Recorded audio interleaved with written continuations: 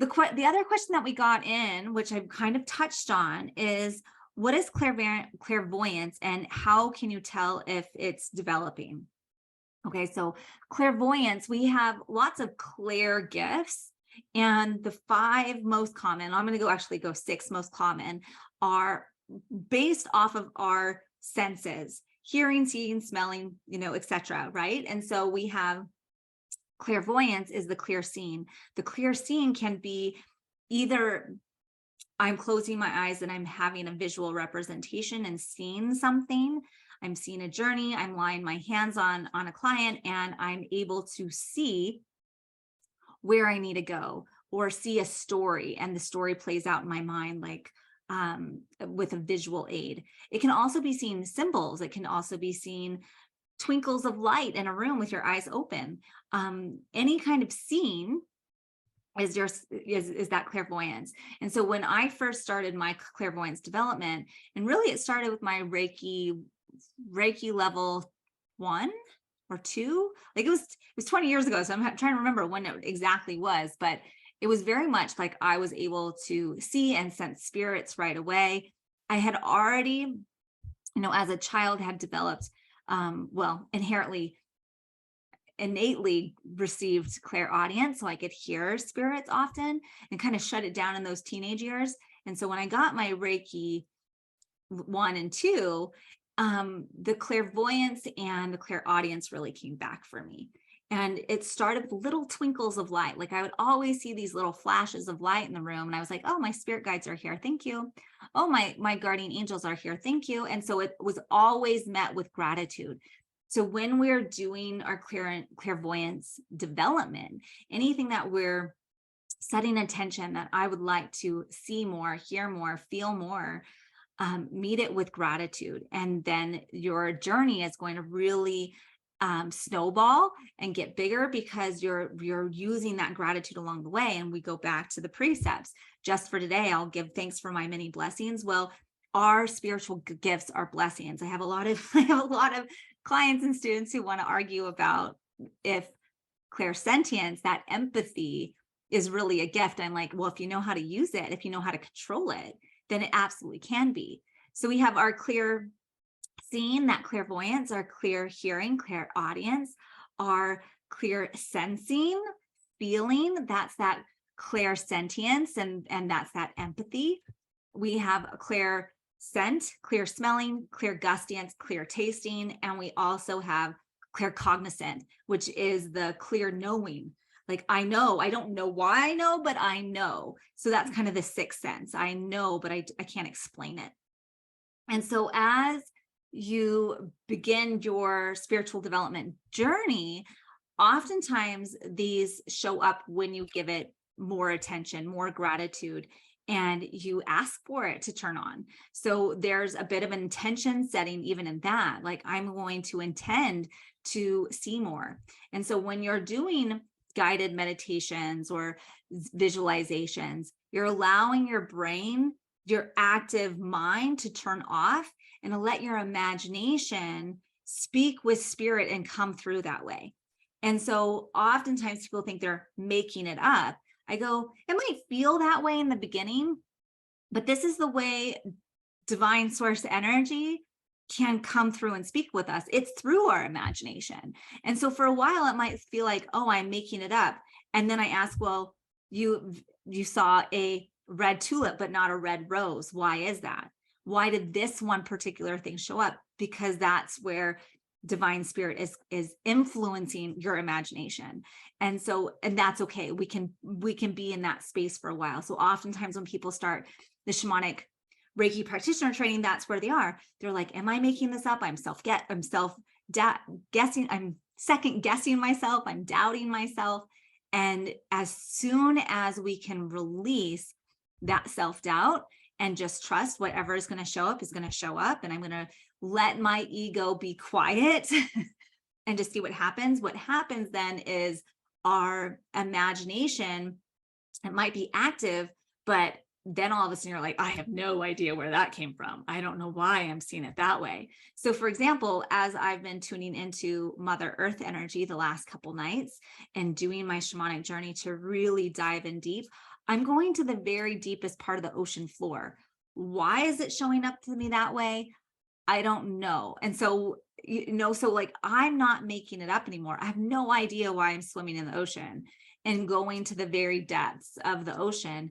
And when I ask Mother Earth, like, why is it the process? And she's like, because you feel like you need to go deep. And I'm like, you're right. Okay. Like, so it's showing me symbolically what I'm energetically doing. And so there's a lot of being able to play in this space and trust that whatever is showing up is good. And that's why we need to do that sacral chakra healing work, to heal our inner child, to trust that imagination, that playfulness is part of our spirituality. It's part of our divine work, to allow imagination to unfold. And then spirit can just offer more and more and more, the more we can then release the imagination and just whatever shows up. And so it's part of the processes, right? And so as we develop our clairvoyance, the clear seeing, we might just get little twinkles in a session. It might just feel like, oh, I saw the hip highlighted, and like I see energy moving over there. I'm going to go that way. It might be seeing colors and swirls and seeing the auric field, and that's okay. And as a clairvoyant, there's a lot of pieces that show up for me, and there's pieces that don't. So just because you're developing your clairvoyance doesn't mean it's all necessarily going to turn on, right? Like, I don't see in color 90% of the time. If I want to see auric fields, I have to really try. However, I can do a visualization and it shows up almost like a movie theater at this point. Like, I'm seeing those pieces. It might not be as clear and crisp because that's not the way spirit works. It's not going to show up in like a 3D movie screen vision. And I think that's a lot of what people expect when they come into developing their clairvoyance. They want to see it like a movie screen. And like, even like, you see symbols, you see like little things come up. For example, I did a session for someone. This is a long time ago. And she was like, am I supposed to be with this guy or am I supposed to be with this guy? And I'm like, okay. So I do a shamanic journey for her, meaning I am allowing my spiritual gifts to turn on. I'm setting the intention for the client to receive a visual representation. And what I'm shown is a treasure chest. And as I open the treasure chest, there's all of these little tiny figurines, right? And one rises out of the treasure chest and it falls back in. And then another one rises out and it falls back in. And I'm like, well, those are the two guys. And then out from the very depths comes this figurine, and it's like in a golden energy there. It's shining bright, and it's like, like, this is it. This is the one. It's not either one of these guys. So it all revealed itself through a symbol, a metaphor, right? Versus it just telling me the answer. And so then I could explain it to the client. This is what I saw. This is my interpretation. What's your top takeaway from this? How does this resonate with you? And so it really was that, it's going to be a few more years before this one will rise out. And so, but it's not either one of these guys. Like, they don't feel right. And that's why you're second guessing yourself, because it's neither of them. Don't give your attention to them. It's going to be this one. And so, and that's kind of the way I love just allowing how our spiritual gifts are going to unfold. Like, even though I'm clairaudient, I didn't hear any messages. I got to, and so it shows up the way the client is going to best receive it. And so for that case, it was very visual. It was very metaphoric. It wasn't like a spirit guide telling me something. It was the way the client would be able to best interpret it without it feeling like I made it up, right? And so this is how we start leaning in. We just trust, and we can go through our life trusting more of our intuition, trusting that everything is showing up for a reason. And so when we go for a walk, noticing what animals show up on your path, noticing what sounds are making in the world. Why is it there? If your dream state of, like, our waking state was a dream, how are we going to interpret all of these things that are showing up in our life? And that's a fun practice, right? And so there's a lot of different intuitive practices that you can start dabbling in and playing with to start awakening your intuition. But we first have to go, I'm innately worthy of receiving and accepting all of my spiritual gifts. And so I think there's a bit of, I have to do the inner work to know that I'm worthy to be a clairvoyant. I'm worthy of having these spiritual gifts show up the way they do. And that's okay. Right. And so once again, it's like, we've got to go inward to really heal as we start doing our trusting. And, I love supporting our students in the Shamanic Reiki Practitioner Training, because I get to watch that development, not only that spiritual development of developing the clairvoyance, but also the emotional development, the personal development, the healing of the old wounds. And, since we have such an intention in our programs to allow students to be exactly who they are without any fear of judgment, to show up in the program with all of their stuff and let them release it. Oftentimes we have clients who are like moving through a lot of layers very rapidly, very quickly in the beginning of the program.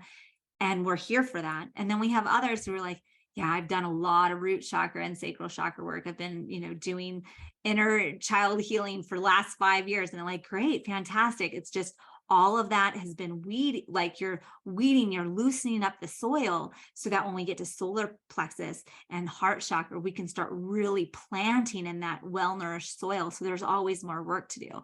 So I love that. And so as we do that healing, we're developing our clairvoyant gifts, all of the clairs, whatever is innately for us. I really believe that we are born with spiritual gifts, and there's typically one that is your prominent and it's innate, but we've learned how to shut it off due to cultural and societal expectations and institutionalized systems like school. And as an adult, we get to say, you know what, I'm no longer going to hide from them, that these are serving me regardless of what society says, regardless of what the institutions say. And I'm worthy of my spiritual gifts. Okay. So noticing where you are in your clairvoyance development, where are you at? And so much of it is trusting that intuition, trusting what's showing up for you and leaning into it without fear. Right. And so then we have to go back to the protection, like, have we called in our guides? Have we asked for support? Have we asked for this part of me to open up? And the other cool thing, as I've been in the industry for a long while, the younger generations, they come to me with the opposite concern. My clairs are all super open. I need to turn them off because I can't function in my body. I can't function in this life. For example, I had a client who, she really wasn't in her body. She was just hanging out above it. And so her body was covered in bruises. She was about 19 years old and she never felt her feet before. She literally wasn't in her body, and she could feel, hear, sense all of the things all of the time. And it was very overwhelming for her. And so these younger generations, I often have them come in and go, how can I control it? And that's super fun to work with too, because it's like, first, we need to get you grounded. How's your diet? Like, let's look at the 3D reality. How's your sleep? How's your diet? How much protein are you getting? Like, let's get you grounded and in your body. And then we can focus on how can we dial it? Oftentimes I'll have clients and students envision a dial of like how on they want to be and how off they want to be, right? So if you're walking into a session and you're doing the clairvoyant development work, you're going to envision your dial going from like, okay, I'm at a 20 normally, I'm bringing it all the way up to 100%. And so you can envision going, I'm on right now. I fully want to be open. And so this is that free will. Like, I don't want to be inhibited. I want to be fully on, fully available. And then at the end of the session, like, okay, I'm leaving the session now. I'm going home. I'm getting in my car. Let's get grounded and dial it back down. I want to dial it back down to the 20%. So I'm still like tuned in if there's like a big red flag going on, but I don't need to know all of that. I don't need to walk through the grocery store and hear everyone's thoughts and see all the things. And so, creating yourself a little visualization of like, how dialed am I right now into my gifts, can be really helpful for those who are on naturally all of the time.